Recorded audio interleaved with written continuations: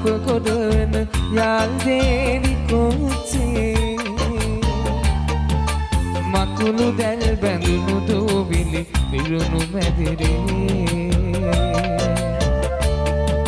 වෙඩි වැදී බිඳුණු වීදුරු කවුළුවෙන් විදී නොගොසින් කොළඹ සිට එකම සුනක යමුදයා